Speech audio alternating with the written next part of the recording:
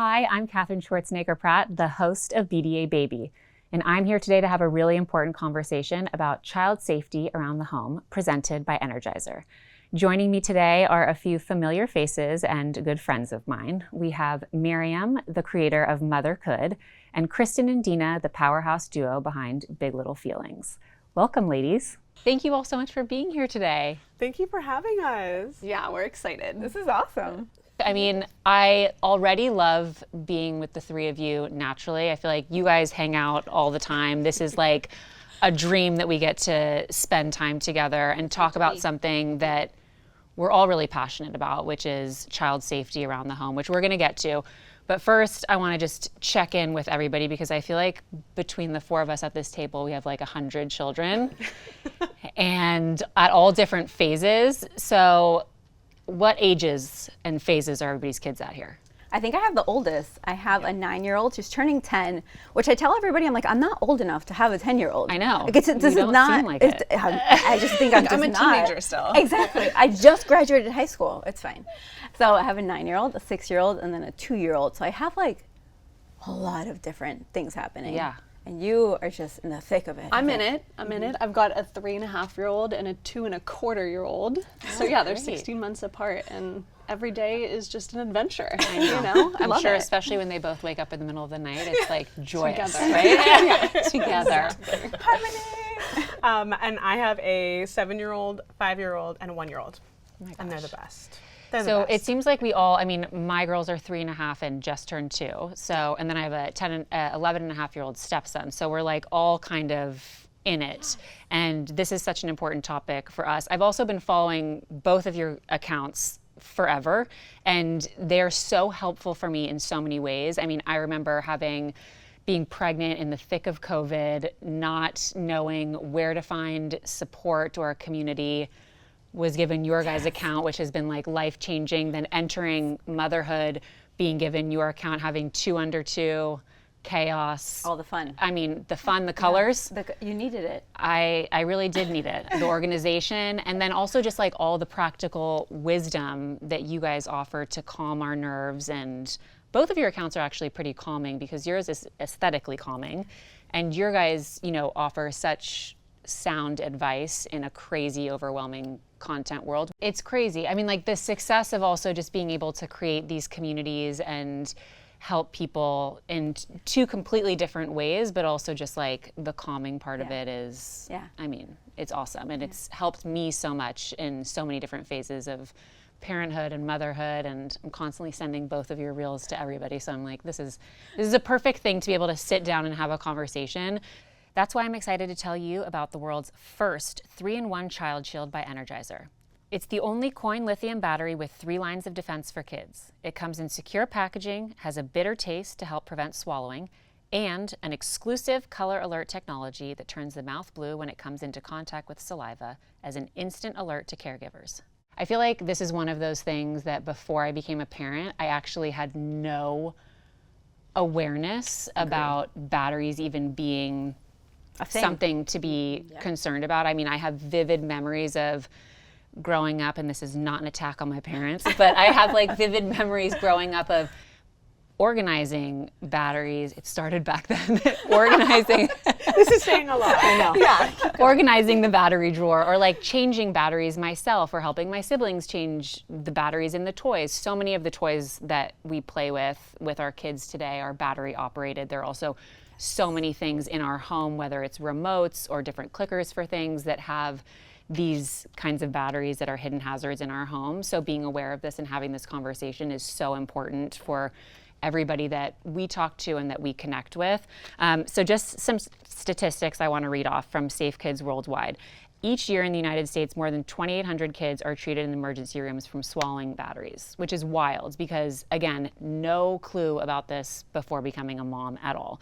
That's 1 child every 3 hours, and the number of serious injuries or death has increased 9-fold in the last decade, which, is why I think we're all here and we're all excited and passionate about spreading awareness about Energizer's new 3-in-1 Child Shield battery because of its 3 key features, which I can't even get into this packaging myself. So, but also the color alert part of it, which we'll talk more about. This has a dye, it also has a bitter taste as part of it to kind of deter your children away from swallowing it. All of these measures put in here, I feel like this gives us so much peace of mind as parents with having these around our kids. Yeah. Completely agree. Were you guys aware of this even being such a serious problem with children and battery safety being such an important issue? Now, before becoming a mom, no, never, just like you. But I very much remember having my first child and, you know, Instagram. And so I was an anxious mom. So I was getting all of those reels, you know, of like kids going to the hospital and like burning a hole in their stomach. I was terrified that my kid was going, or a hole in their throat. Yeah. And so I like very early on in motherhood was like terrified because they're in everything, especially the things that the kids use. And so this is just amazing. It would like to have the peace of mind as a mom. My youngest is now 1.5, so he is prime age to just put everything in the place you don't want him to put it and just make all the mistakes. So it's like, it's amazing having the peace of mind. And that's the thing. I was at a cafe the other day and I started chatting with a mom next to me. Our kids were kind of playing. She has like almost a 1.5-year-old. Yeah. Within seconds, we're sitting right there, and within seconds, the baby had put a rock in its mouth, and we look and we're like, okay, wait, did the baby swallow it? Did they not? Okay. You know, it's just part of the process. Yes. Everything's going in the mouth. Yeah. Children are naturally curious. It's literally how they learn. They get into things and they just, what is this? This is a beautiful plant. Oh, let me see if I can eat the dirt. And then they spit out the dirt and they're like, that didn't taste very well. I won't do that again. It's just like how they experience life. Yeah. So the fact that Energizer came out with these like safety measures for these batteries is huge. I mean, obviously as parents, we keep like dangerous items away from the kids, but like they're going above and beyond to just, you know, help us through that process, which I think big is sigh of amazing. relief. I think it makes your home Yes, feel it like does. it's home, because I know for myself, once we go outside and there's a pool and there's Yes. you know, I'm always on hyper vigilance when I'm with my 1.5-year-old.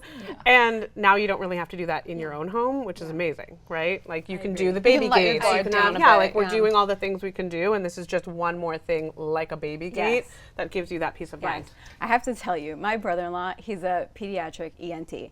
He didn't That's have, convenient yes, to have in the very family. convenient, I mean, but also lucky. terrifying. Yeah. He was in medical school and he did not have kids. I already had 2 children, and he would call me every day out of his like emergency operating room. He's like, "You're not gonna believe what I just got out of the child's throat," and I was like, no. "And of the nose, and of the ears, and of the," and I was like, "You don't have children yet, but when you have children, you're gonna remember these conversations, okay?" To ramp up the It's so anxiety. Were any of them, did he talk to you about batteries? Of course. Yeah. Every other day, he would be like, "You know, those batteries. You really have to, you know, keep the batteries." And I was like, "I know. Thank you, Sam. I really appreciate you. But every time you call me, I just tremble." Yeah, but it's crazy because if you think about, you know, a lot of these toys now, especially the ones that you guys, you know, talk about, which I love, is like, what educational toys do I need to get my kids, these specific toys for them to hit these certain milestones? And whether it's those kinds of toys or just play-based entertainment toys, a lot of them have batteries, and you also like the idea of, you know, being able to put them with your kids and then get something done and be able to have them in the kitchen with you. So having that peace of mind, of course, that Energizer offers in these batteries, that is, you know, has a bitter taste. The batteries also have a color part that alerts you when your child has put something in the mouth. But how do you kind of have that peace of mind while allowing your kids to not pick up on the stress? Because the conversation around this, I mean, our kids are young, so we can't sit them down and say like, you know, listen, this is really not something that you want to put in your mouth, but having a way to communicate to your children that battery safety is important, but also not putting the fear in them. I feel like this is a perfect conversation that you guys can like tap us into as parents to not rub off any of our anxiety onto our kids.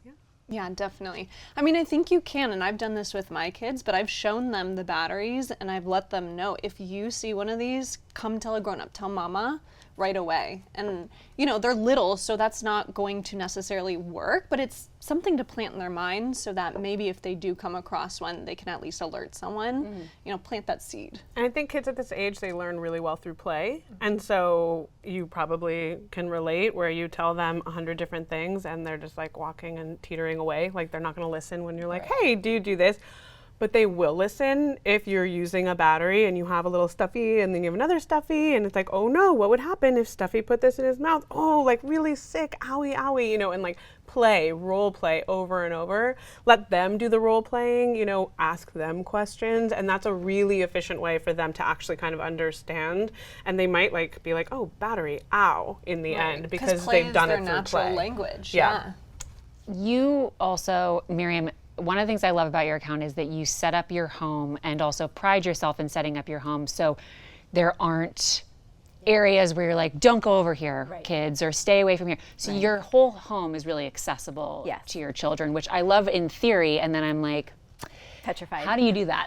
Because it's scary, right? Like there are so many things, as we said, scary. like batteries are hidden hazards. They're in everything that we use now. So many things have batteries in them, but your kids roam free. So how do you do that and feel safe about that? So the way we set up our home is that we all know where everything is. That doesn't mean that there's no boundaries. That doesn't mean kids have like full range to everything in the house. Like they're not going to go to the stove or the oven and like turn it on and stick their hand in it, right? Like they know that that's not a thing that you do. So they have full access to become like independent beings within their home, which means they have access to the paint, they have access to the markers, which I see your face, it's not going in a good way. She's like, that paint? What do you mean? What if they take it into the wrong room? I have a hack for everything. That's because she's willing to clean it up and knows how to clean it with her hack. No, I love the cleaning videos for me are like what I watch at night in bed. I love it. I get lots of joy with cleaning the couch. It's fine, it's fine. I don't. I don't. I don't. I love that for you so much. So for me, it's about setting up those boundaries. It's like, okay, I give you access to the paint and other things around the house that could become really big disasters, and my kids know like not to like just take the paint bucket and just pour it onto the couch. They know not to like color on the walls, but that's with exposure and letting them know like this is how we treat your glass mugs. We don't just smash them on the floor. We place them carefully on the table. This is how you treat your paint. Like if you come into access with batteries, you come to an adult and you let us know, Mom, I think I found something over here that probably shouldn't be there. Or you know where the batteries are. You can go and take it over. My oldest kid, my oldest, not my baby. Yeah. And at the same time, there are some kids, and lots of kids, I would argue, that maybe need to have sort of a yes space when it comes to maybe some of those adult dangerous things like remotes that open so easily, or paint even, or markers. Like a lot of our homes, we can't leave that kind of stuff out. And that doesn't mean you're a bad parent or your kid is a bad kid. A lot of kids need a specific yes space and then kind of take those dangerous items and put them up. And they're only there when they come down, when you're right there and you can watch them and be with them, and then you put them right back away. Totally. I agree. Yeah, I mean, keeping them in the packaging, as I said before, like I was like, help me, I can't get it out. So I mean, that part of it is really great. But the color part, you're all about color. Yes. And the color part of this, I feel like is honestly one of the key features that 100%. For parents is going to be a game changer for them, because we always like, you know, as you were saying, you're at a coffee shop and you're like, did you eat the rock? Who ate the rock? Where did the rock go? Like you never really know. You take your eyes off your kid for a minute and you don't know what they put in their mouth or if they swallowed something. So the idea that these would hit your child's mouth or saliva and trigger a blue dye in their mouth to let you know that battery touched their mouth, and just heads up whether or not they swallowed it or it has touched their mouth. Let's talk about that part of it and also how that's giving parents peace of mind. Yeah. I mean, I personally, every time I have to go change the batteries, and it's usually the little books for me where you press a button and it plays music. That's the one I'm changing out the most, I feel like. I swear I start like sweating a little bit when I'm opening the batteries. I'm like, these are dangerous. But I wanted to test it. I was like, okay, this blue dye thing, like how does it really work? Did you put it in your mouth? I was going to ask the same thing. I'm like, absolutely not. Okay. Absolutely. She's But like, what I I did Googled do, it. I wet a paper towel. I wanted to see how sensitive it was. All it took was one touch. Yep. One touch and the paper towel is blue. Yes.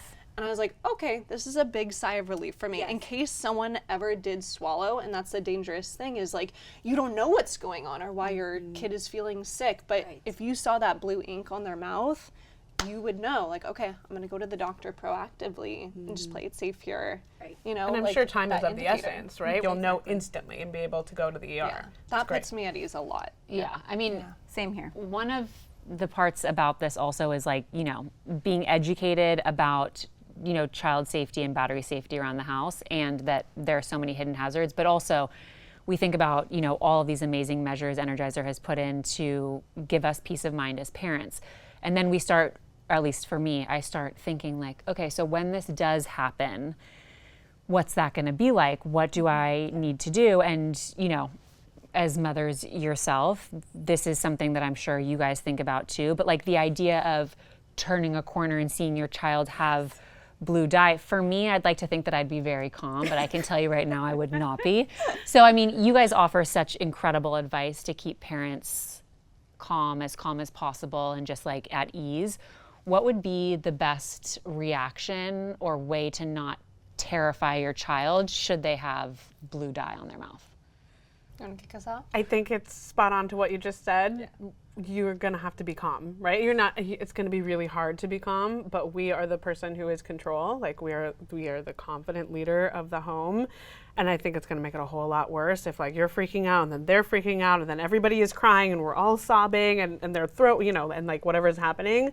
I think if as much as you can, taking that deep breath and reminding yourself like your calm is gonna be contagious so that they understand we're just going to go to the doctor now. And you can be open, right? You're not like saying, hey, we're going to go get ice cream now. Hey, we need to go to the doctor. They're going to go help us. Let's head in the car right now, you know, and then like maybe text your husband and freak out, right? Yeah. Like keep the text. Or like a whole mom group. Like, yeah, this like is what's text happening. everyone you know how much you're freaking out, but try your best. We're gonna make that plan A. Yeah. And the more you kind of prepare yourself for it, the more you're almost like primed to maybe do that. It's a little bit more likely. And then we're real humans, okay? Say that it's an emergency, you're panicked, you lose it, you're crying, you're sobbing and screaming. Yeah. Then later on, it's gonna be important to circle back and help your kid make sense of what happened. That Let's you do the were circle really back. scared. What age is that appropriate for also, the circle back? You can start really early, right? A lot of us think that just because kids are little, they can't talk yet out loud, that they don't understand, but they actually develop a skill to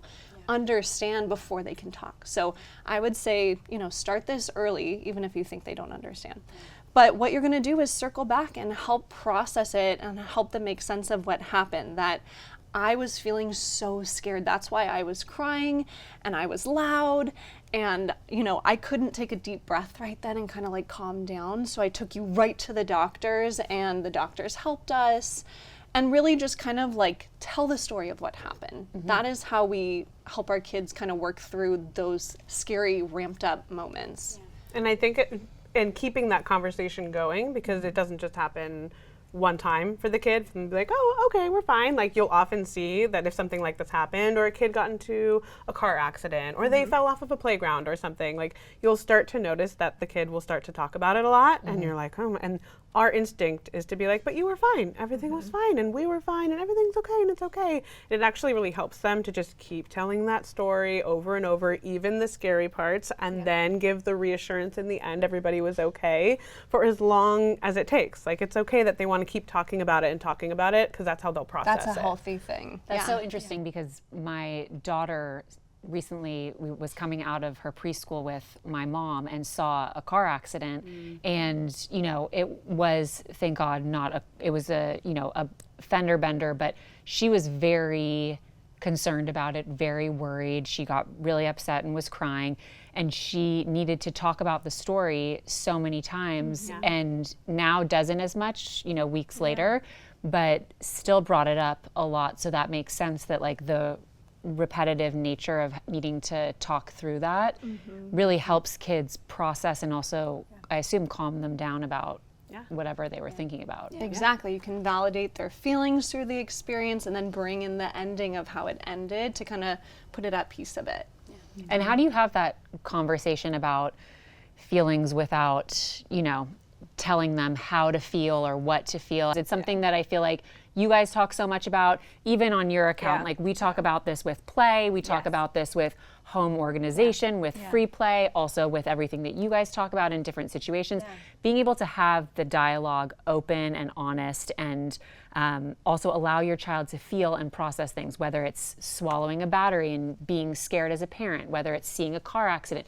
How do you, encourage parents to also prepare themselves for that, so you're not projecting onto your child and allowing them to work through things on their own? I think it's important to remember that all feelings really are okay and beyond okay. They're important. We need all of our emotions, but so many of us grew up in homes where it wasn't a safe space and we weren't able to really express ourselves or cry when we're upset, which is actually a really healthy, important thing. A lot of us were threatened or ashamed, or kind of that was our emotions were used against us to make us feel bad or weak. And so we grow up just feeling like we shouldn't have these feelings, and we don't know how to deal with them because no one ever let us feel them, so we don't totally understand them, and we don't know how to handle them in safe, constructive ways.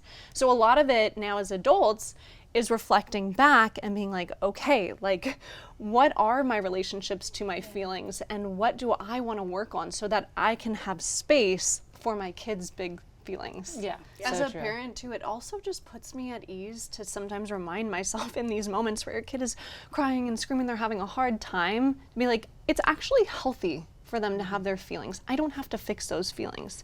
They are humans. They're gonna have these, and that's okay. Which is, of course, easier said than done as a parent, because you're just 100%. like, you see your child upset about something or in a scary situation and you just want to fix it. Whether it's they're upset about not wanting to share a toy with a sibling, they're upset about the pasta, or they're upset about something traumatic like, having blue dye on their mouth and the parent freaks out, is that, how do you as a parent say this is not for me to fix, but we just need to remain calm. I think also the idea that, going back to what do you do if you walk in and your child has blue dye on their mouth, is of course we want to go with option A, which is ideal in a scenario to be very calm. I can tell you that that is definitely my husband and definitely not me, which is okay. But, if you go for option B and you panic, and the idea that that's not going to ruin your child, I think is what you're saying, is like, as parents, there are so many things to be concerned about all the time, right? Like it's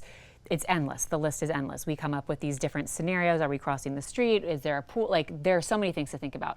But the idea that this could happen and you could freak out as a parent, which is probably most parents' reaction, that's, not something to judge yourself about in the moment, and be able to, be gentle with yourself, but also come back and discuss it with your kids later. I love that. Yeah, definitely. Because you're human. Of course you're course, going to have human emotions. And then the thing that we do is help our kids make sense of it, so that they don't feel like they have to take care of you, and they don't feel, shook by your feelings. You just explain it, and that makes such a big difference for them. And I love that the color is blue. And it's not red. Sure you do. And it's not. I But think about it. Blue is the ocean. Blue is a calming color. So it is a moment of like, okay, we really need to get help. But blue is not like a scary color. Yeah. So in general, kids paint their face all the time. They do all of these things. So it is scary for us. And we're like, okay, we got to go get help. But in that moment, blue is a good color. And Blue the is bitter not taste, scary. you also hope that this is something that, They would spit it. that your kid who, all of our kids put things in their mouth all the all time. of my sensory play recipes are meant to taste bad. Even though sensory play is, I make them so that they taste safe, I make them taste bad on purpose so that they have bitter taste, so that if kids put them in their mouth, they'll be like, bleh, I'm never putting that in my mouth again. So the bitter taste is. I remember doing one of your activities with my oldest daughter, Lila, when I was pregnant with my second daughter, and she did put it in her mouth, and she was like, but I was like, this is okay. This is gonna be great. So, I mean, I think that the idea here is obviously if it's in the packaging, gives you peace of mind. If it comes out of the packaging, out of a toy, if you left something out, we're all human, we have a lot going on. If you left it out, you have peace of mind that not only does this taste bad and is not interesting to put in your child's mouth for them. But also the blue dye component, I think, is such a huge part of it. Have any of you actually ever even had situations with batteries that were scary, or know someone who's had it? Well, I mean, with my brother-in-law, I I know know. many people. Yeah. Every other day there was somebody. And I mean, it's scary. It happens all the time. But even like, if it's not exactly battery, like The Rock or something, we've all had that moment of like, did they not? I remember when my first was maybe like 1, maybe she was 1, and she was watching a show while I was cooking, and she had a pouchie, and then I couldn't find the lid to the pouchie anywhere, and that it was it's like the feeling Totally. of your like stomach dropping. I called the doctor, like I was freaking out. And then we found it. We did find it in the end, but that feeling is just such an unsettling feeling. Very. You know? What's the advice that you offer, just out of curiosity, because I do the same thing as like as a parent, even, you know, with both of my kids, I'll think of something like, oh my God, where is that thing? Or when you're traveling, you travel all the time with your children. The 3 of you traveled here to be here today with your children, with all of your children. Like it's, All here. they're all, here, all hanging the out. children are here. But I mean, there are so many things that you can, you know, catastrophize in your mind as a parent. But again, my husband's very calm. And thank God. But it's like, you know, as parents, like, are there things that we're all home, you know, it's summer, we're all home with our kids right now. We want to have things that bring us calm. Are there conversations or dialogues that you like to tell parents to practice to keep that calm as much as possible? I think one thing that helps me, I don't know if this is the best answer for that, but the one thing that does help me is statistics. And I don't know if you all follow or know Emily Oster. Yes. Her thing was, you can only worry about so much, right? Everything, you're going to worry about everything. I love Emily Oster. She's come on BDA Baby a couple times, and I she's found great. someone gave me her book when I was pregnant for the first time, and I found it very similar to the information and the content all of you put out there, which was very calming and, you know, not with all of these kind of clickbait headlines of like alarm, you know, you're causing damage to your child. All of these things that are in the parenting space now, which is like a blessing that Instagram has so many great things, and also, as you were saying, you were fed all of these things about battery safety as a first-time mom. You know, it's out there. The statistics kind of help, because battery safety, yes, we should be worried about it, but we don't need to be making ourselves worried sick. And then if you have this extra layer of protection that now it has, I mean, and then also keep them in the drawer, right? Yeah, like thanks take the to right Energizer. precautions. And then it's not the top of the list statistically because of all the work that Energizer has done. But I think that like the idea of also, you know, you feel so comfortable and prepared, and I think as parents, we feel so much more comfortable and prepared having these kinds of batteries in our devices. I will be switching everything out for that this. we give our 100%. kids. Everything. We allow them to play with these things. And they give us peace of mind to be able to say like, hey, play with this for just 1 minute while I just like run and grab a water, and you feel like comfortable and confident. So I'm so grateful that you guys came here to talk with me today and so fun to have this conversation, especially, you know, we're all in summer, we're home with our kids, you know, there are a lot of things around the home that are hidden hazards, and I'm really grateful to Energizer for bringing us all together to talk about battery safety. So thank you guys. Thank you. This is awesome. So fun. Thank you so much for joining us, and to learn more about the world's first 3-in-1 child shield, visit the link below.